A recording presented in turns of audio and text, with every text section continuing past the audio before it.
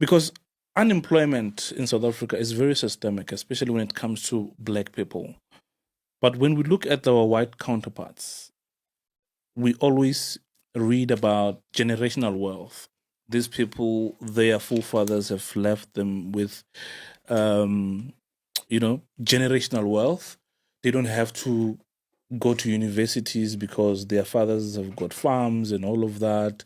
And those farms belong into our land, which is why the EFF now wants land to be expropriated without compensation.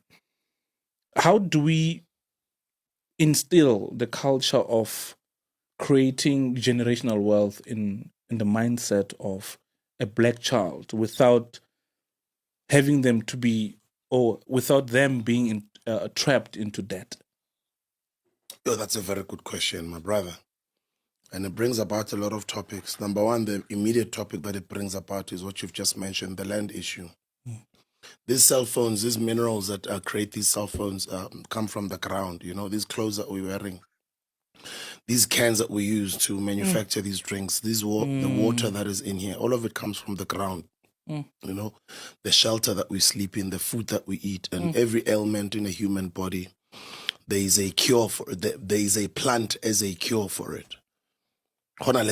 Somewhere that can cure that ailment in the body, and comes from the ground. So the land is a really, really sensitive and a very important issue. And we applaud people for amplifying that conversation, because we do need the land back. The land is ours. Nobody must come and convince you and tell you, hey, the land is ours. And I also support that message. The land has to be expropriated and back into the people's hands. The people do deserve the land because it is our land. No later than tomorrow. It needs to be back later than as soon as yesterday, right? So it's a very important conversation, because that's resources out there that you're talking about. People that are in construction, people that are in real estate and property, people that invest in that space. I'm also in that space. Sure. Very, very big space, very crucial space. It is a very profitable space also if you are able to mobilize crowdfunding or putting together a stokvel and getting a group of people like yourself to put in some money in the kitty to sort of speak to the banks or form a stokvel, and then to use your funds to start investing in property or to buy a piece of land somewhere and then rezone it from agricultural land to whatever, commercial or residential. You can start building there and selling those houses. But that's why the conversation of the land is important, so much so that, yes, as much as Rona, because we are blessed, we can be able to put those funds together, invest. But what about those who don't work, but who come from this soil? They do deserve pieces of land for free, right? So the land has to come back. I was just making an example of how other people are monetizing the land. But then again, how do we liberate ourselves? How do we change our lives forever? It's systematic, my brother, because even the banks themselves, they're not geared in such a way that they favor the entrepreneur. You know, there's certain laws and policies and regulations that other people who are smart, they are so smart that they lobby certain politicians such that they end up passing certain laws. And then they themselves, as big business, they've got loopholes in the system that you and I might not understand. And they capitalize on those loopholes to get themselves big contracts. Sure. And they keep on milking the state for decades and decades of years, where you and I will never find out. And that's why sometimes in some companies or corporations or even government departments, you find certain people who don't even want a promotion. They get offered another a bigger or better position where they're going to be paid an extra 20 or 30K. They refuse it. They want that one that they're in. And like Peter, Mr. Van Rensburg has been in that position for 21 years. Because, you know, he passes on certain deals or certain opportunities to his friends. That's why he's in that strategic position where he's sitting in. So other people do take advantage of the system by passing laws, by lobbying politicians, and obviously using their money, which is an unfair way for an African child.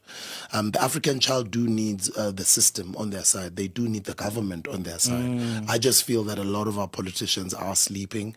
A lot of our politicians doing so much well that they're comfortable in the lives that they're living.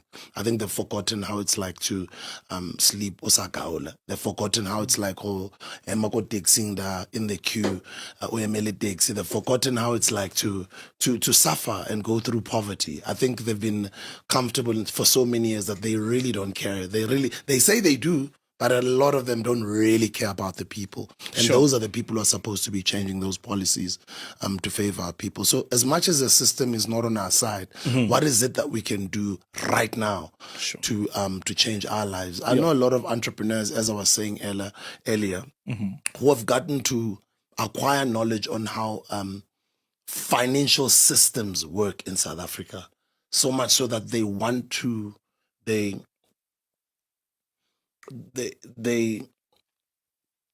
I'm trying to phrase it correctly. Sure.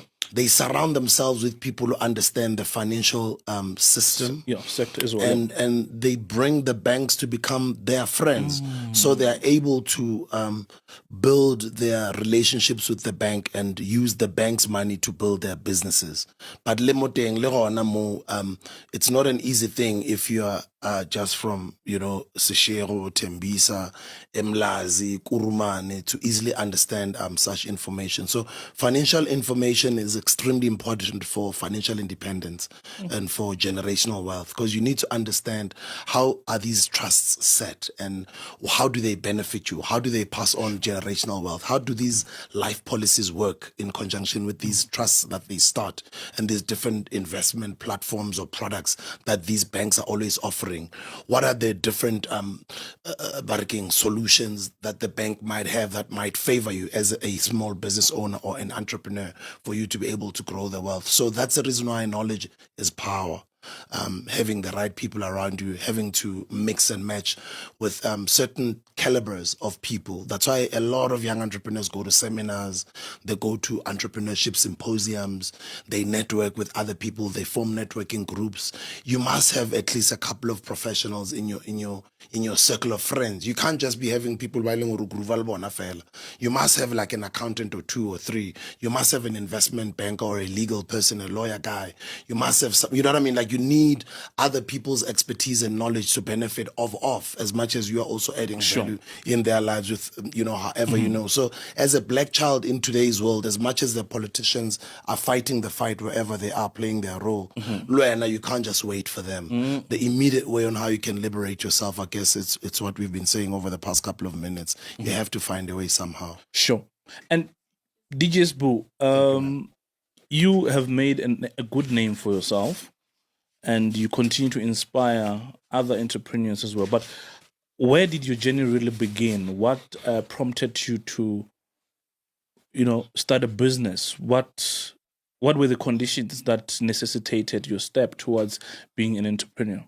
I'm from Tembisa. Okay. Yeah, Tembisa. The father that brought me up sadly passed on now in 2017. Ludwig Mulatleri Waraleope. Forever grateful for you, sir. Papa, may your soul rest in peace. Who comes from Muleche Rapao in Limpopo. Sure. And he was a very kind man. He was a community leader. Was very involved in our community. People loved him around my area. Sure.